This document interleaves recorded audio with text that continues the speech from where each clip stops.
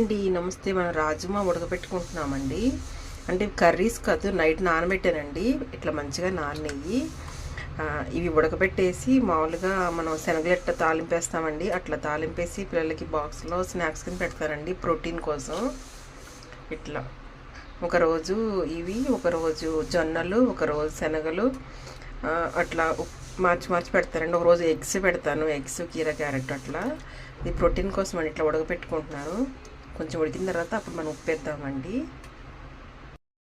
ఉడకబెట్టిన రాజ్మా తాలింపు వేసుకుందామండి. వేసుకుందాం.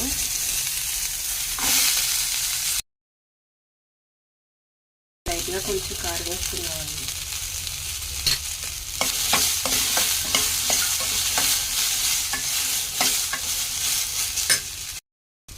ఇంతేనండి. చల్లారిపోయినాక ఆనియన్స్ బాక్స్లో పెడతాను పిల్లలకి. ప్రోటీన్ అండి, కానీ ఉడికినాకైతే సేమ్ ఉలవలు తిన్నట్టు ఉందండి. పిల్లలకి చాలా ప్రోటీన్, అలాగే పెద్దవాళ్ళు కూడా తినండి. ఉంటానండి మరి.